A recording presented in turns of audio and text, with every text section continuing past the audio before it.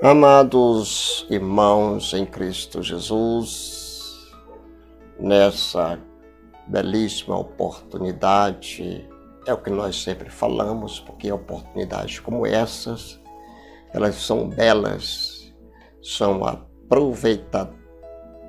aproveitadosas, nós devemos aproveitá-la bem, essa oportunidade, porque amanhã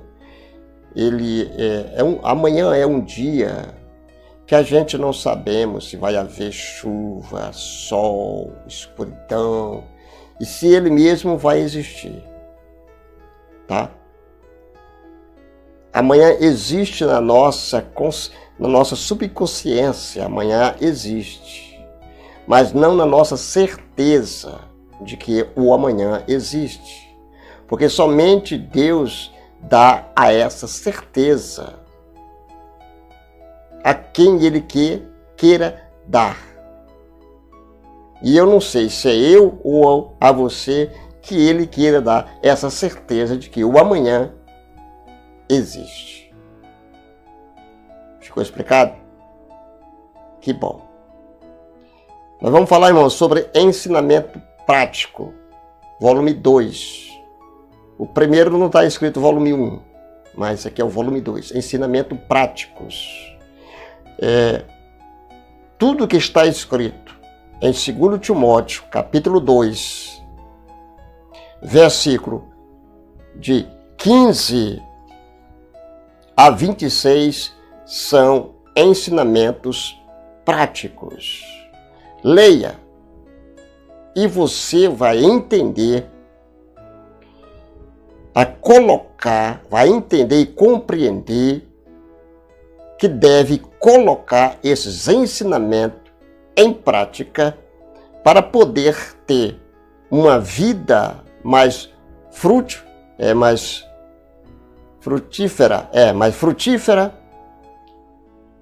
para ter uma vida mais ímpar, para ter uma vida mais consagrada nas mãos do Senhor Jesus. Então, leia esses ensinamentos práticos. Nós vamos continuar de onde nós paramos, falando sobre fontes, que é um ensinamento prático. O que é que aquela fonte de água amarga queria nos ensinar? Queria ensinar aos homens daquela época, queria que eles soubessem que uma ordem de Deus, ao ser obedecida, o milagre acontece. Deus disse ao homem de Deus: pega esse ramo aqui e coloque na água. Colocou na água. A água se tornou portável ao ponto de beber. Ao ponto de se beber. Então, irmãos, nós lemos o versículo, o último versículo que nós lemos foi o versículo 5 e o versículo 6, tá? 5 e 6 de 2 Timóteo. O último que nós lemos foi: o trabalhador que trabalha no pesado deve ser o primeiro a receber a sua parte na colheita. Claro, ele não pode ficar lá no rabo da fila, ele é o primeiro. Entendeu? Agora eu vou pedir para você, pense no que eu estou dizendo, pois o Senhor fará com que você compreenda todas as coisas.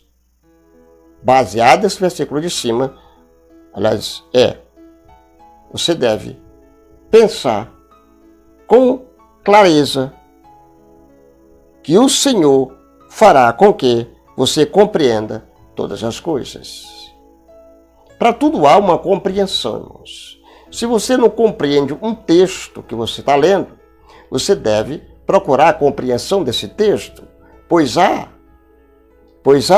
como é que se diz? a compreensão do texto, basta você começar a estudar a Bíblia.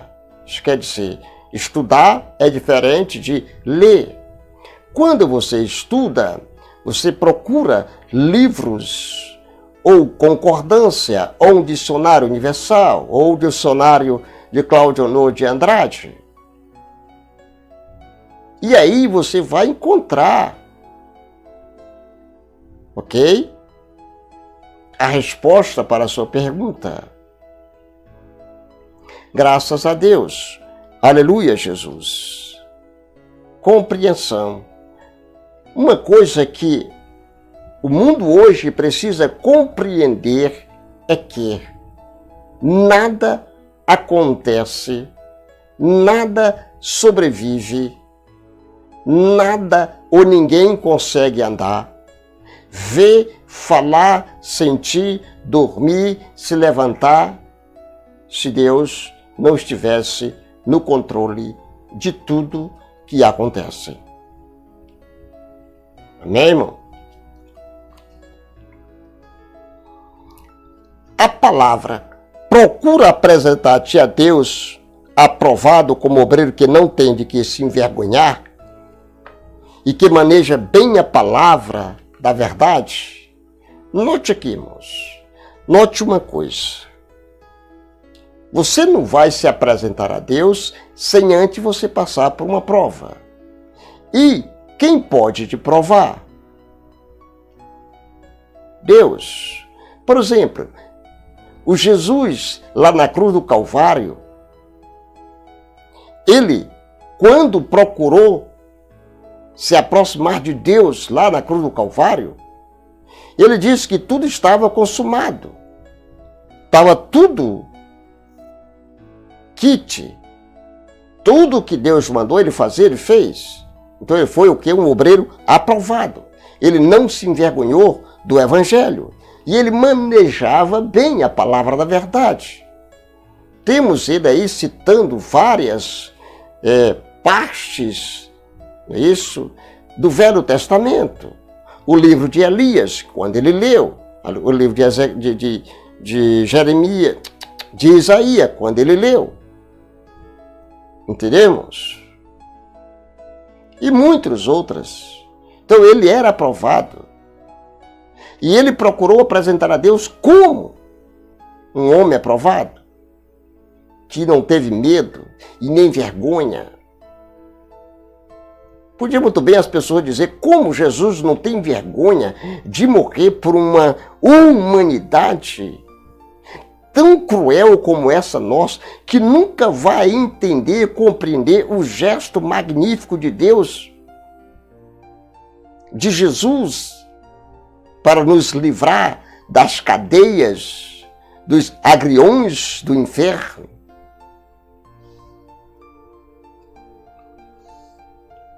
Note-se que o contraste entre aprovado e não tem de que se envergonhar. Às vezes você é aprovado, mas tem vergonha. Você fez um concurso, passou, mas tem vergonha. Essa vergonha, irmãos, você não precisa ter, porque se você se envergonhar de dizer para o mundo inteiro que você é um obreiro aprovado, Jesus vai se envergonhar diante de Deus e dizer que você é um obreiro desaprovado.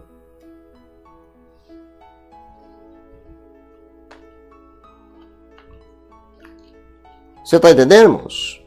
O trabalhador cujo serviço é mal feito é envergonhado quando a obra é testada, irmãos. Você faz uma casa muito bonita, mas vamos testar a casa. A casa cai. Quer dizer, você não é um arquiteto aprovado. Você passou na sua formação de arquitetura fazendo alguma coisa de errado para poder se formar. À vista dos homens, você era aprovado, mas mediante a construção que você fez, ela fez vergonha a você e mostrou para a população que você não é um arquiteto aprovado.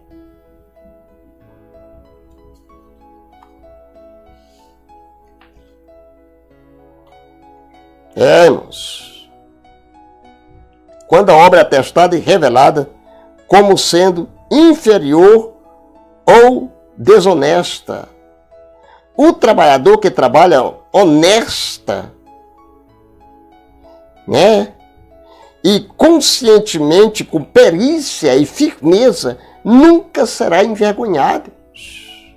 Um arquiteto de uma ponte, irmãos, ele tem que fazer tudo nos mesmos detalhes, com medidas, tamanho, largura, comprimento. Ele estudou para isso, foi aprovado para isso. E a ponte que ele fez é que vai mostrar para o mundo inteiro que ele realmente é aprovado. Quem aprova um médico de ele ser um bom médico começa pelos seus estudos. Mas a medicação que ele vai passar, por ter um conhecimento, né, químico da fórmula do medicamento, que ele for passar, é aquele medicamento que vai dizer que ele é um bom médico. Que ele realmente foi aprovado lá aonde ele estudou.